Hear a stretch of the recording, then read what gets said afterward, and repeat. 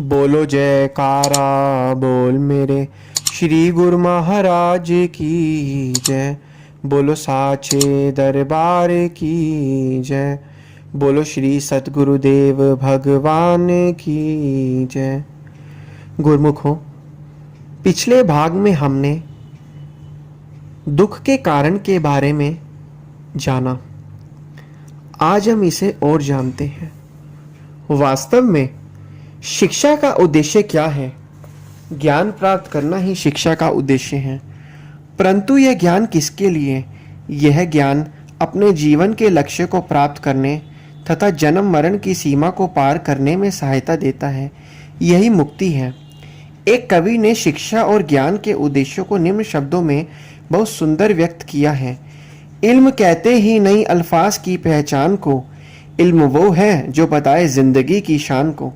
अकल का जौहर हकीकत के सिवा कुछ भी नहीं, इल्म का जौहर मोहब्बत के सिवा कुछ भी नहीं। अर्थात शिक्षा का अर्थ केवल मात्र शैक्षणिक योग्यताओं को प्राप्त करना नहीं, इसका वास्तविक उद्देश्य जीवन के आत्मिक और नैतिक मूल्यों में उन्नति करना है। इसके अतिरिक्त शिक्षा हमें समाज में नम्रता और गौरव से चलने के लिए प्रेरित कराती है। ज्ञान प्राप्ति का मूल्य उद्देश्य है सत्य का ज्ञान और सच्चाई का अनुभव। इसके अतिरिक्त इसका अन्य कोई उद्देश्य नहीं है। शिक्षा प्राप्ति का उद्देश्य है प्रेम, ईश्वरीय प्रेम का सीखना। यदि हम इस उद्देश्य को प्राप्त न किया तो शिक्षा का कोई उपयोग नहीं। इसके अतिरिक्त तुलसीदास जी द्वारा भी यह कहा गया है, काम क्रोध मोह लोभ मोह की जब लग घट में अखान, तुलसी पंडित मूर्खा दोनों एक समान।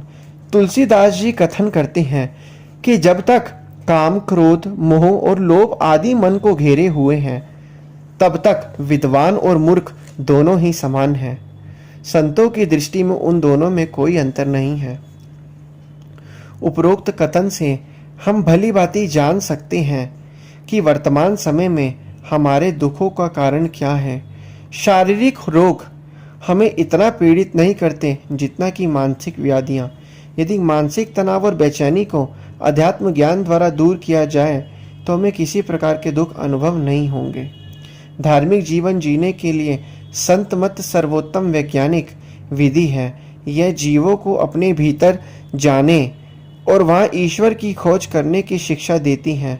संत मत सत्य के जिज्ञासु को ठीक पथ पर ले जाता है ताकि वह परमात्मा का साक्षात्कार करके मानव जीवन के वास्तविक लक्ष्य को प्राप्त कर सके। निष्कर्ष स्वरूप हम यह कह सकते हैं कि हमारे दुखों का वास्तविक कारण आत्मज्ञान का अभाव है। ईश्वर कभी यह नहीं चाहता कि हम दुखी हों, क्योंकि हम उससे विमुख होकर विपरीत मार्ग पर चलते हैं, इसलिए हम दुखी होते हैं।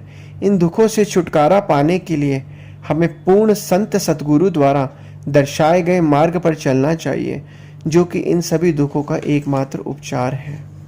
बोलो जयकारा बोल मेरे श्री गुरु महाराज की जय।